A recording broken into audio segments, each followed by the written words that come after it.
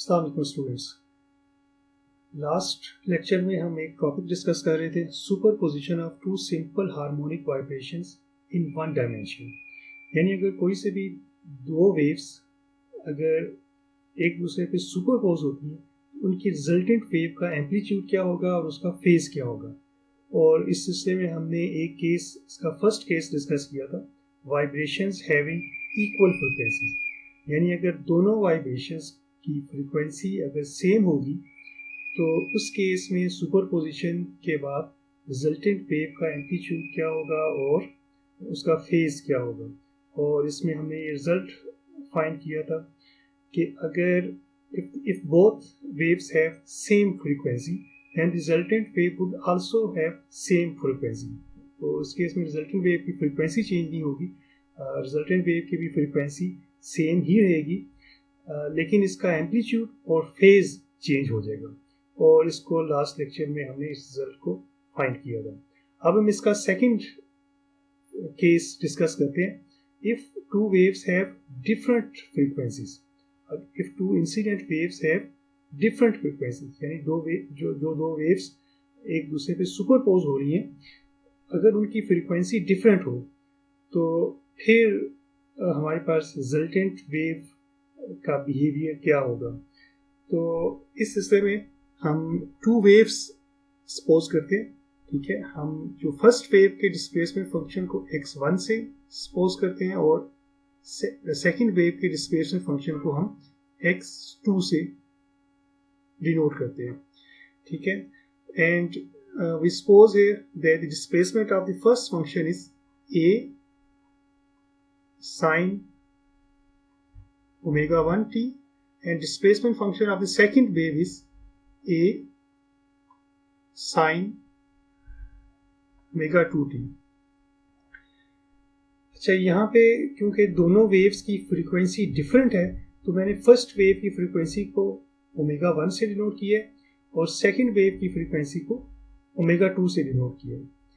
अच्छा, यहाँ पे मैं ओमेगा 1 टी प्लस फाई भी लिख सकता हूँ, ठीक है।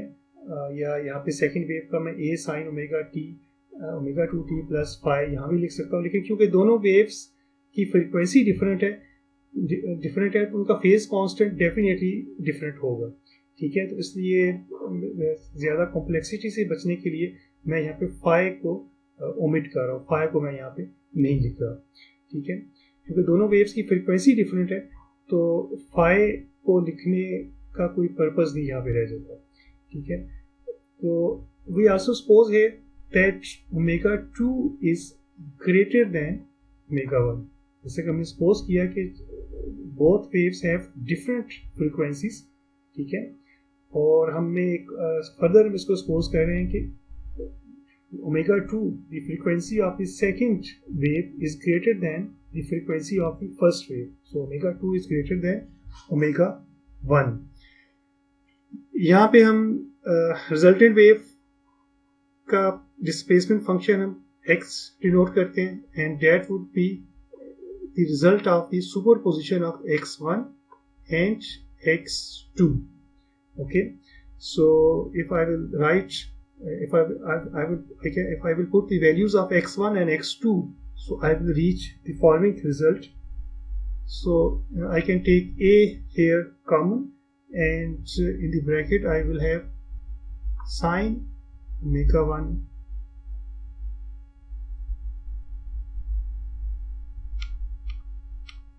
sin omega 1 t plus sin omega 2 t। यहाँ पे मैं एक ट्रिग्नोमेट्रिक आइडेंटिटी यूज कर सकता हूँ, ठीक है। जैसे कि आपने ये ट्रिग्नोमेट्रिक आइडेंटिटी पढ़ी होगी कि sine alpha plus sine beta equals sine alpha plus beta divided by 2 into cos alpha minus beta divided by 2। तो इस ट्रिग्नोमेट्रिक आइडेंटिटी को अगर मैं यूज करूंगा so I will reach the result a will remain as common and so sin alpha plus sin beta, so alpha here is omega 1 t and beta here is omega 2t. So that would be equal to 2 sine alpha plus beta by 2 cos alpha minus beta by 2. Okay, so I will reach the following result. So that would be equal to 2 sine omega 1 plus omega 2 divided by 2 into t cos omega 2 minus omega 1 divided by 2 into t. Okay, so I can rearrange this equation. So I will reach the following result: 2a sine omega 1 plus omega 2 into t divided by 2. Okay, and the cos term, cos omega 2 minus omega 1 into t divided by 2. यानी resultant wave में हमारे पास एक sign की term आ रही है और एक cos की टर्म आ रही है. ठीक है, तो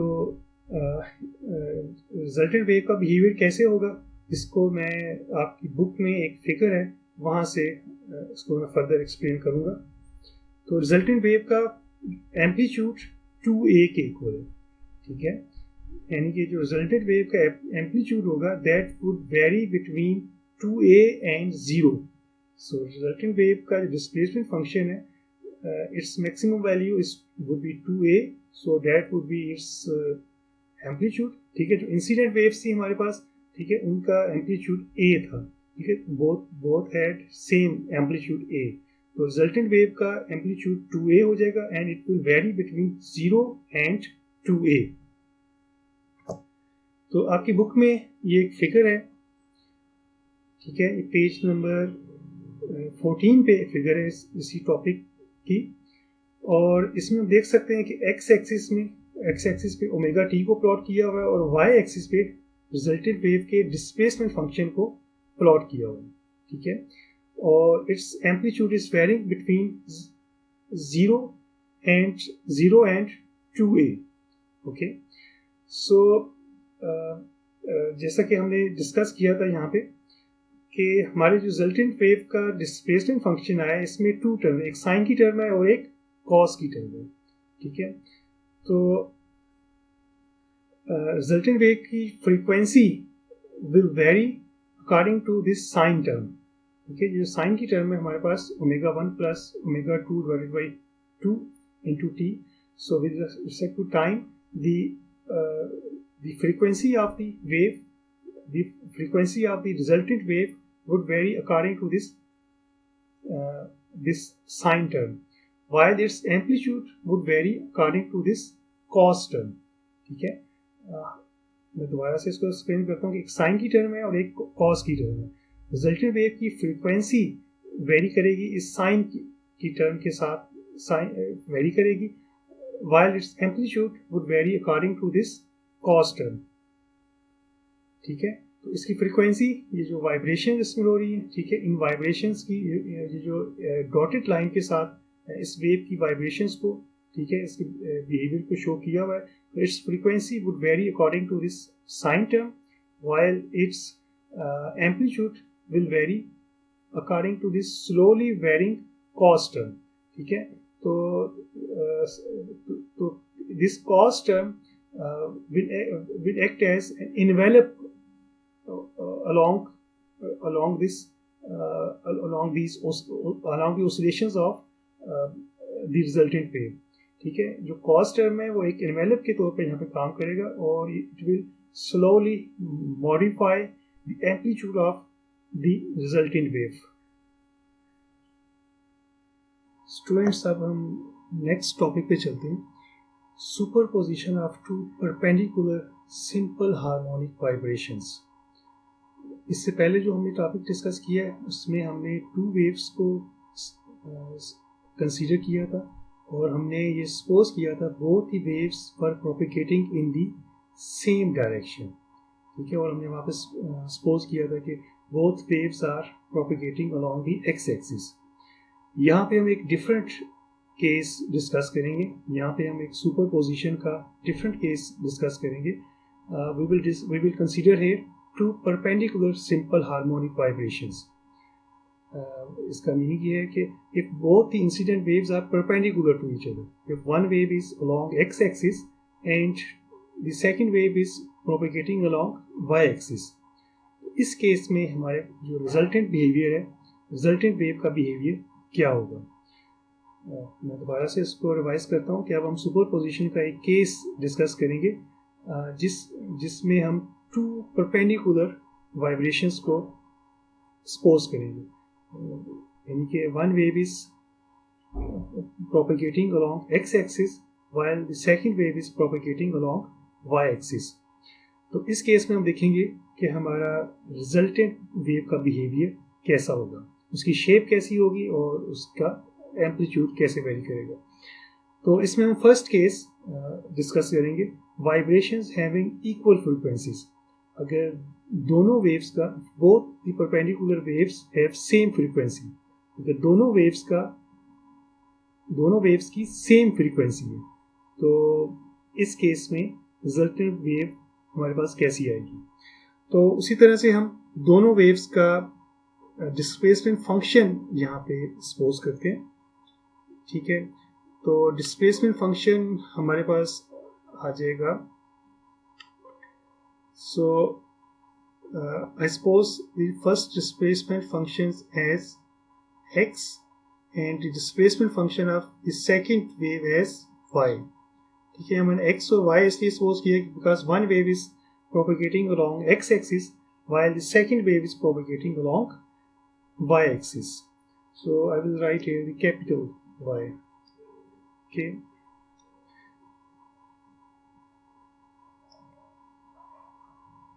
Okay, so I suppose x equals to a1 sine omega t plus phi 1, and I suppose the displacement function of the second wave as y equals to a2 sine omega t plus phi 2. So both waves have different direction. One is propagating along x-axis while second wave is propagating along y-axis. The first wave have the amplitude a1 while second wave have amplitude a2. The first wave have the phase constant phi 1 while the second wave have the phase constant phi 2. Both waves have same frequency, ठीक है। दोनों waves की frequency equal है और उसको हमने omega से omega suppose किया हुआ, ठीक है। हम I label this equation as 1 and I label this equation as 2, okay। अपनी इन equations को मैं rearrange करूँगा, so I can rearrange like this। So if I divide my equation number 1 with a1, so I can write it like this: x over a1 would be equal to sine omega t plus phi 1, and I can also write my second equation as y over a2 equals to sine omega t plus phi 2. I can label it as equation number 3 and equation number 4. So if I carry out the following process,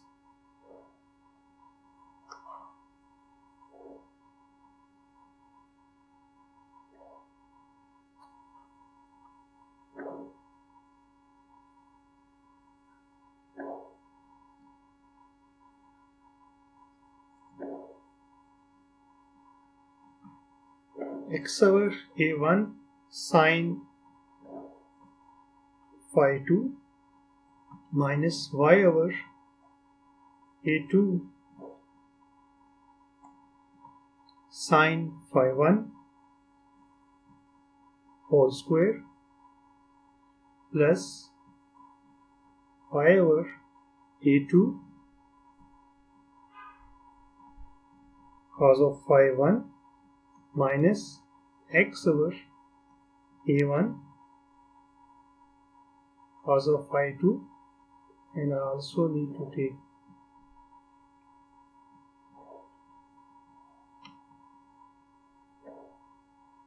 the square.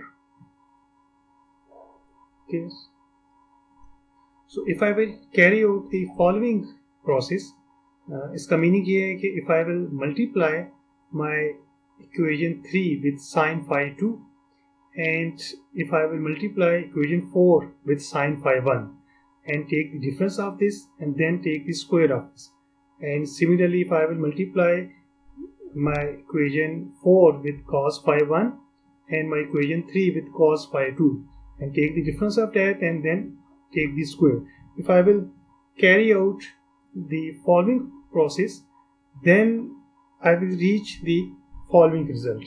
So I will reach the following result.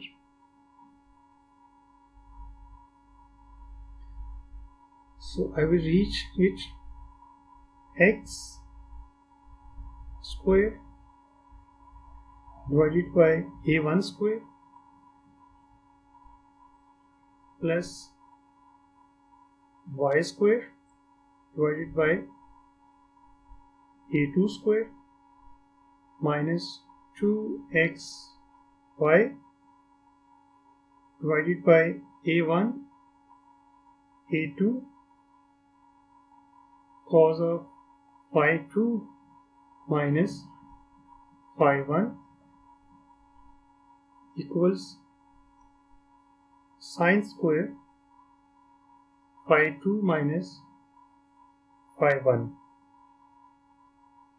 So I will reach at this result. Okay, intermediate steps में students आपके लिए छोड़ रहा हूँ. ठीक है, आप इसको इस तरह से सॉल्व कीजिएगा. ठीक है, जैसे कि हमने बताया कि आप इस ब्रैकेट को सॉल्व करने के लिए आप क्या करेंगे कि इक्वेशन 3 को जो x और a1 है, इस इक्वेशन को आप इसकी दोनों साइड्स को साइन फाई 2 के से मल्टीप्लाई करेंगे, तब इक्वेशन 4 को आप साइन फाई 1 के साथ मल्टीप्लाई करेंगे. ठीक है, और जो आपके पास रिजल्ट आएगा उनका आप डिफरेंस लेंगे. ठीक है, और फिर आप इसका स्क्वायर करेंगे. इस तरह से ब्रैकेट को भी आप सॉल्व करेंगे, दोनों को ऐड करेंगे, तो आपके पास ये फॉर्म बन जानी चाहिए. ठीक है, और दरमियान में कुछ आप ट्रिग्नोमेट्रिक आइडेंटिटीज यूज़ करेंगे. ठीक है, तो आप इसको सॉल्व करने की कोशिश करिएगा, और अगर जिस स्टेप से आगे आप नहीं जा सकेंगे आप मुझे बताइएगा, फिर मैं आपकी हेल्प करूँगा. ठीक है, ओके, लेकिन आप इसको पहले खुद सॉल्व करने की कोशिश कीजिएगा. अच्छा, हम इस रिजल्ट तक पहुँच जाएंगे. So this is an equation of the ellipse. ठीक है, ये इलिप्स की एक इक्वेशन है. ठीक है, और if I phi 2 minus phi 1 को अगर मैं डेल्टा से लेबल करूं, ठीक है, अगर मैं दोनों फेज कांस्टेंट्स के डिफरेंस को अगर मैं डेल्टा से रिप्रेजेंट करूं, and if delta equals pi by 2, ठीक है, अगर डेल्टा पाई बाई 2 के इक्वल होगा, ठीक है, तो इसका मतलब ये है कि साइन पाई बाई 2 हमारे पास हम जानते हैं कि साइन की वैल्यू पाई बाई 2 पे मैक्सिमम होगी, 1 के इक्वल होगा. ठीक है, कॉस ऑफ पाई बाई 2 ये 0 हो जाएगी, तो ये टर्म यहाँ पे 0 हो जाएगी. So I will reach the following result. तो मैं इस रिजल्ट पे पहुँच जाऊँगा. So X square divided by a1 square plus y square divided by a2 square. ये cos 90 0 होता है तो ये टर्म 0 हो जाएगी सारी. ठीक है, इस टर्म को मैं यहाँ पे नहीं लिख रहा. और sin 90 I know that equals 1. ठीक है, तो मैं इस रिजल्ट पे पहुँचूंगा. I know that this equation is an ellipse. ठीक है, with the semi axis a1 and a2. ठीक है, ये इलिप्स की इक्वेशन है. बन जाएगी, ठीक है, with semi axis A1 and A2. And for special case, if A1 equals A2 and that equals A, so then this equation will convert to the equation of a circle. ठीक है, तो if A1 and A2 are equal and that's equal to A, then it will be reduced to x square plus y square equals A square. और ये जानते हैं कि हम that's the equation of a circle. तो ये एक circle की इक्वेशन है, क्योंकि ये वाली इक्वेशन जो है ये हमारे पास इलिप्स की इक्वेशन है. ओके, तो इसमें हम फर्दर देख सकते हैं, इफ हमने φ2 माइनस φ1 को डेल्टा सपोज किए, φ2 माइनस φ1 इक्वल्स 0, 2 पाई, 4 पाई एटसेट्रा. सो अगर 0 the difference of the phase constant is 0, 2 pi, 4 pi etc., then we will reach the following result: A2 divided by A1 into x. और ये हम जानते हैं कि y equals mx plus c. तो ये एक स्ट्रेट लाइन की इक्वेशन बन जाएगी with the positive slope. So here we know that A2 over A1 is the value of the slope. ठीक है, ये जो है ये हमारे पास स्लोप है, ठीक है, और that's equal to A2 over A1. ठीक है, तो that would be the value of the straight line. Similarly, if delta, जिसको हमने φ2 minus φ1 suppose किया हुआ है, so if we take these values of the odd values, pi, 3 pi, 5 pi etc., then our equation of ellipse will reduce to y equals minus A2 over A1. So again it will be a straight line, ठीक है, y equals mx plus c straight line होगी, but with the negative slope. ठीक है, यहाँ पे slope A2 over A1 negative value के साथ आएगा. ठीक है, तो स्ट्रेट लाइन होगी but it will be with negative slope. तो इन तमाम रिजल्ट को मैं समराइज कर सकता हूँ. ठीक है, आपकी बुक में एक फिगर बनी हुई है, ठीक, इसी टॉपिक में पेज नंबर 16 पे एक फिगर बनी हुई है. इस फिगर से मैं आपको एक्सप्लेन करता हूँ.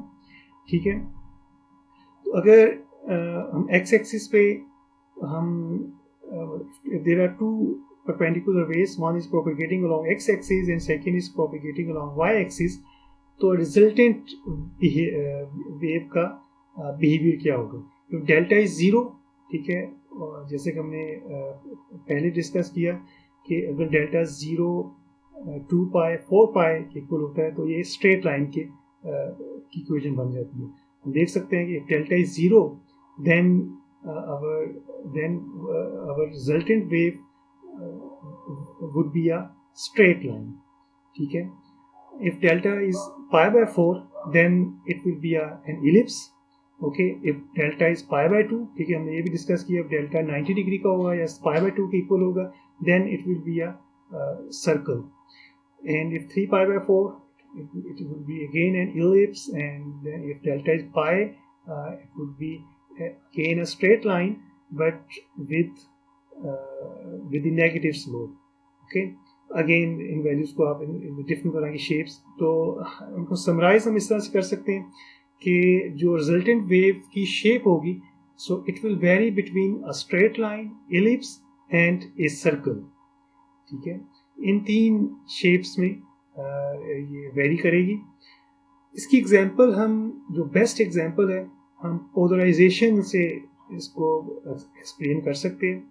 ठीक है, इस स्टेज पे पोलराइजेशन को एक्सप्लेन करना ये डिफ़िकल्ट है आप लोगों के लिए, क्योंकि ये थोड़ा सा एडवांस टॉपिक है. लेकिन मैं थोड़ा सा आपको लाइव लेक्चर में डिस्कस करूँगा. ठीक है, और मैं किसी वक्त में आपकी मैं लेक्चर रिकॉर्ड भी करूँगा कि what are the meaning of the linearly polarised light what are the meaning of the circularly polarized light and what are the meaning of the elliptically polarized light. ठीक है, पोलराइज्ड वेव्स 3 तरह की हो सकती हैं. ठीक है, यूजली हम ऑप्टिकल वेव्स के लिए इसको डिस्कस करते हैं. तो लीनियरली पोलराइज्ड लाइट का क्या मीनिंग है, सर्कुलरली पोलराइज्ड लाइट का क्या मीनिंग है और एलिप्टिकल पोलराइज्ड लाइट का क्या मीनिंग है, और फिर कब कैसे हम लीनियरली पोलराइज्ड लाइट को, ठीक है, हम एलिप्टिकली पोलराइज्ड लाइट में कन्वर्ट कर सकते हैं और एलिप्टिकली पोलराइज्ड लाइट को हम सर्कुलर या हम लीनियरली पोलराइज्ड लाइट को सर्कुलरली पोलराइज्ड लाइट में कैसे कन्वर्ट कर सकते हैं. ठीक है, तो पोलराइजेशन के एक्सपेरिमेंट्स में इसको हम बहुत अच्छा एक्सप्लेन कर सकते हैं. ठीक है, अगर हमारे पास लीनियरली पोलराइज्ड लाइट है तो वहाँ पे हमारे पास एक स्ट्रेट लाइन है. लीनियरली पोलराइज्ड लाइट को हम एक स्ट्रेट लाइन के तौर पे हम उसको रिप्रेजेंट कर सकते हैं. एलिप्टिकली पोलराइज्ड लाइट को हम उसकी रिजल्टेंट वेव को हम एलिप्स की शेप में हम उसको रिप्रेजेंट कर सकते हैं और सर्कुलरली पोलराइज्ड लाइट को हम इस तरह से एक सर्कल के तौर पे एक्सप्लेन कर सकते हैं. तो इसका मीनिंग ये है कि लीनियरली पोलराइज्ड लाइट में एम्पलीट्यूड, ठीक है, इस तरह का होगा, लीनियर होगा. सर्कुलरली पोलराइज्ड लाइट, जैसे कि हम जानते हैं कि सर्कल का डायमीटर जो है वो हमेशा सेम रहता है, या उसका रेडियस जो है वो एक फिक्स रेडियस रहता है. ठीक है, एक ही रेडियस रहेगा इसका. ठीक है, तो अगर तो हमारी रिजल्टेंट वेव का एम्पलीट्यूड चेंज नहीं होता, ठीक है, अगर हम उसको पोलराइजेशन एंगल चेंज करते हैं और या उसको हम एनालाइजर में से पास करते हैं और डिफरेंट एंगल्स में डिफरेंट एनालाइजर के डिफरेंट एंगल्स में से उसको पास करते हैं और उसका रिजल्टेंट वेव का एम्पलीट्यूड वेरी नहीं करता. ठीक है, बिल्कुल चेंज नहीं होता, तो then we can say that this light is circularly polarised light. लेकिन अगर उसका एम्पलीट्यूड एक मैक्सिमम और मिनिमम वैल्यूज के दरमियान वेरी करता है, ठीक है, तो उस केस में हम कहेंगे कि हमारी लाइट जो है एलिप्टिकली पोलराइज्ड लाइट है. ठीक है, जैसा कि एक इलिप्स में इसके 2 सेमी एक्सिस होते हैं. ठीक है, एक माइनर एक्सिस होता है, एक मेजर एक्सिस होता है. ठीक है, तो इसी तरह से जो रिजल्टेंट लाइट होगी उसका एम्पलीट्यूड वेरी करेगा between maximum and minimum values. जबकि जब हम लीनियरली पोलराइज्ड लाइट को किसी भी एनालाइजर में से पास करेंगे तो उसकी वैल्यू मैक्सिमम और जीरो के दरमियान वेरी करेगी. ठीक है, एलिप्टिकल के केस में कभी भी हमारी लाइट की इंटेंसिटी जीरो नहीं होगी, जबकि लीनियरली पोलराइज्ड लाइट में जीरो और मैक्सिमम के दरमियान वेरी करेगी. ठीक है, इन चीज़ों को मैं डिटेल में एक्सप्लेन करूँगा लाइव लेक्चर में.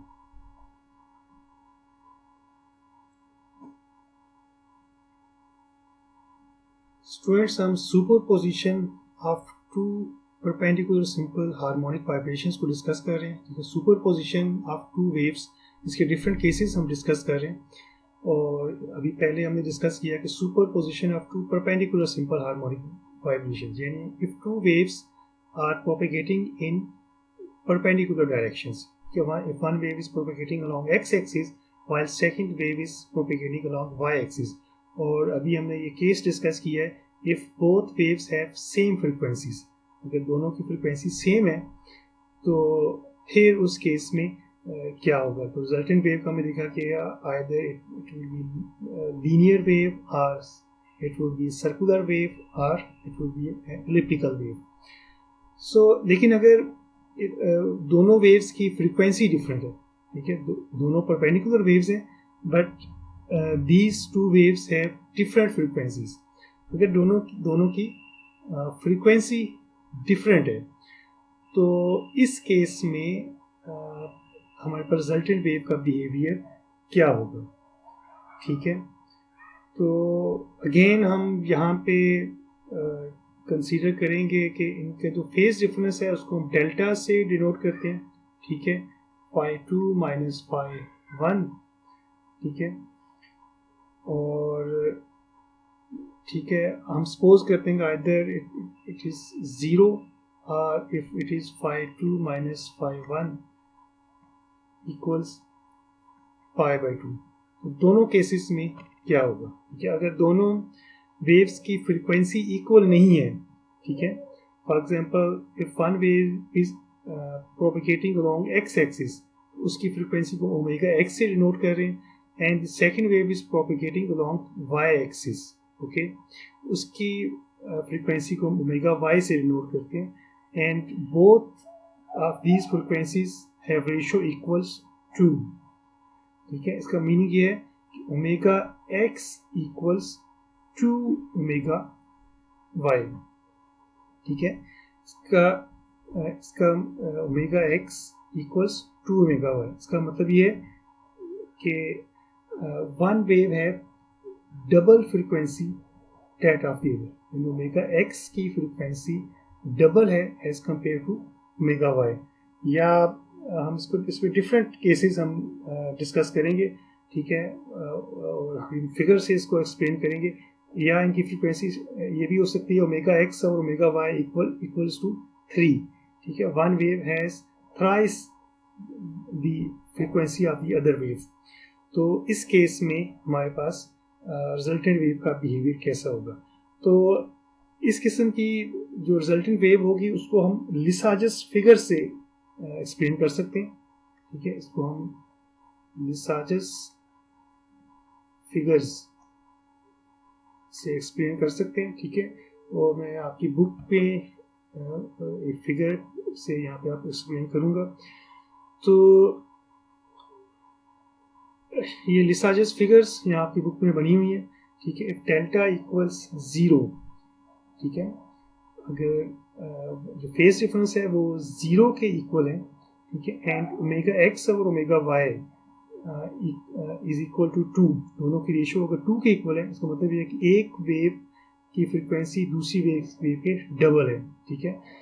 तो in that case we will get 2 ellipse, तो its behavior would be like we have 2 ellipses. So if we plot the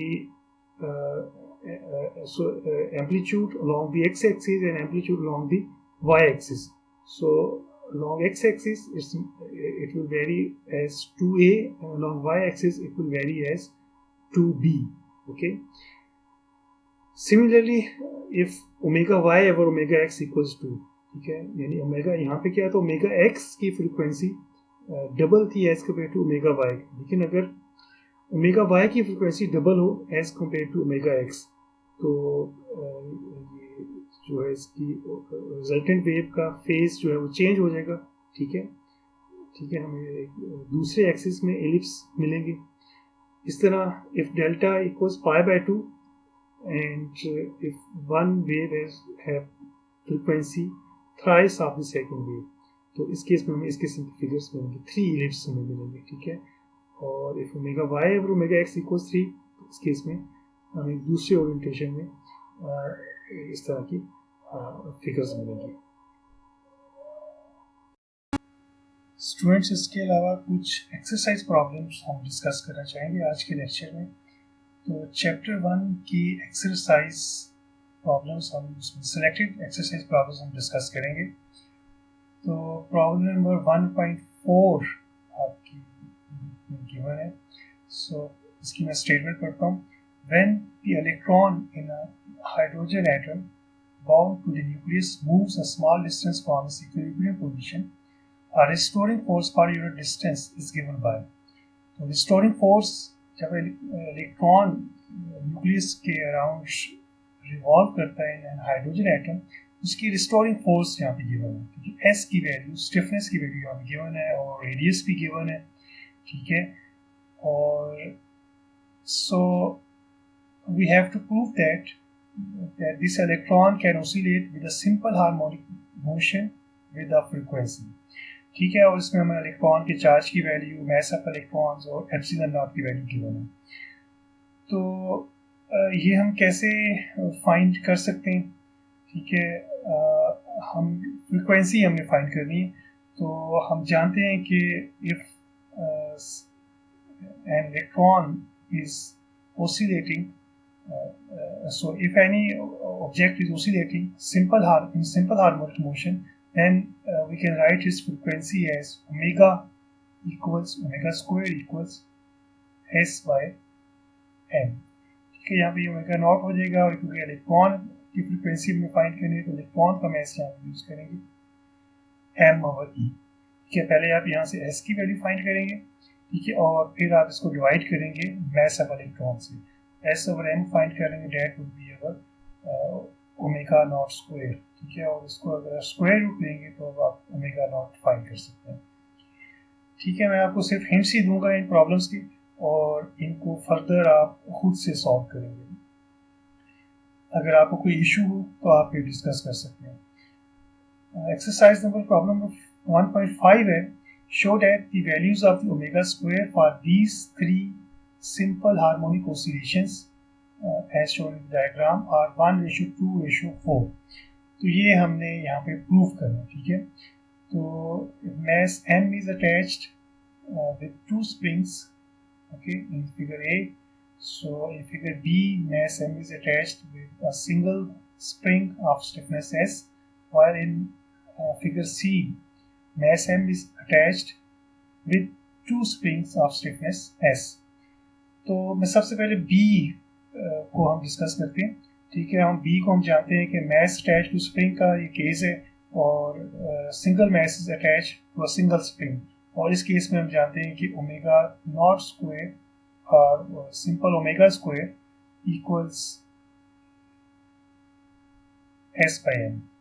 okay, तो इस केस में omega square would be s/m। ठीक है, लेकिन अगर हम स्प्रिंग अगर इंक्रीज कर देते हैं, नंबर ऑफ स्प्रिंग इंक्रीज कर सकते हैं और इस तरह की अरेंजमेंट उसकी करते हैं। ठीक है, देखिए फिगर बी में अगर देखें कि स्प्रिंग का एक एंड फिक्स्ड है, जबकि दूसरे एंड पे मास m यहाँ पे मौजूद है। ठीक है, इस जैसे की सिचुएशन में हमने जो ओमेगा स्क्वायर लिखा है वो s/m लिखा है। ठीक है, तो अब यहाँ भी देखें, फिगर ए में देखें अगर, तो ये अपर स्प्रिंग है, अपर स्प्रिंग का जो एंड एक एंड उसका फिक्स्ड है, और सेकेंड एंड पे मास मौजूद नहीं है, बल्कि एक और स्प्रिंग अटैच है और फिर उसके साथ मास अटैच है। ठीक है, तो this spring will apply a force downward. ठीक है, जो अपर स्प्रिंग है ये डाउनवर्ड फोर्स अप्लाई करेगा, जबकि जो लोअर स्प्रिंग है एक अपवर्ड फोर्स अप्लाई करेगा, और ये दोनों फोर्सेस एक दूसरे को कैंसिल कर देंगे। ठीक है, तो जो भी फोर्सेस होंगी यहाँ पे अपर स्प्रिंग की वजह से वो तो यहीं पे कैंसिल होगी। ठीक है, जबकि लोअर स्प्रिंग की जो हाफ स्टिफनेस होगी that will be cancelled in combating the force in the lower direction of the upper spring। ठीक है, तो हाफ फोर्स जो है, हाफ स्ट्रेंथ इसको कैंसिल करने में यूज होगी, while half will be used in the oscillations for the mass m। So as a result the stiffness would be s/2। ठीक है, तो इस केस में हमारा जो ओमेगा स्क्वायर होगा that would be s/2m। और फिगर सी में देखें, यहाँ पे 2 स्प्रिंग्स अटैच हैं इस तरह से, तो यहाँ पे हमारे पास स्टिफनेस जो होगी वो डबल हो जाएगी, 2s हो जाएगी स्टिफनेस। ठीक है, दोनों स्प्रिंग्स की स्टिफनेस एक दूसरे के साथ ऐड हो जाएगी। So omega square here would be 2s/m। Further आप इसको सॉल्व करने की कोशिश कीजिएगा, और अगर आपको कुछ समझ नहीं आए तो आप फिर डिस्कस कर सकते हैं। अच्छा, प्रॉब्लम नंबर 1.12 को हम डिस्कस करेंगे। So the displacement of a simple harmonic oscillator is given by, तो ये given है हमें x given है यहाँ पे। ठीक है, एक वाइब्रेशन का x s equals a sin omega t। If the values of the displacement x and the velocity x dot are plotted on a perpendicular axis, eliminate t to show that the locus of the points x dot is an ellipse and show that this ellipse represents a path of constant energy। तो हम यहाँ पे सबसे पहले तो हम x dot find करेंगे। ठीक है, आपको x डॉट फाइंड करने का, आप इसको ऊपर वाली इक्वेशन का डेरिवेटिव लेंगे विद रिस्पेक्ट टू टाइम। सो ये आपके पास आ जाएगा a cos of omega t। ठीक है, a ओमेगा cos of omega t। ठीक है, तो that would be equal to a omega cos of omega t, ठीक है। और इन इक्वेशंस को, दो इक्वेशंस आपके पास आ जाएगी, एक एक्स और एक एक्स डॉट, तो इनको आप स्क्वायर कीजिए and then add these two equations, ठीक है। दोनों इक्वेशन को आप स्क्वायर करेंगे और ऐड करेंगे और उसके बाद आप इसकी इलिप्स की फॉर्म बनाने की कोशिश कीजिए, ठीक है। और जब आप इलिप्स की इक्वेशन बनाएंगे तो आप देखिए उसमें सारी की सारी जो टर्म्स आएंगी वो कांस्टेंट टर्म्स आएंगी, ठीक है। तो then in this way you can show that this ellipse represents a path of constant energy. तो इस एक्सरसाइज प्रॉब्लम को भी आप सॉल्व करने की कोशिश कीजिएगा। और फिर आप प्रॉब्लम नंबर 1.15 पे आ जाए, ठीक है। तो ये भी 1.12 की तरह ही ये प्रॉब्लम आप सॉल्व करेंगे।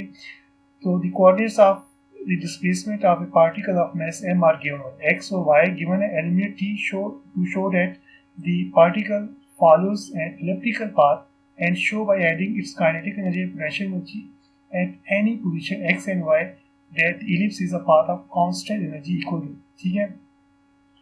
तो इस इक्वेशन में भी आप x मौजूद है तो आप x डॉट फाइंड करेंगे, ठीक है।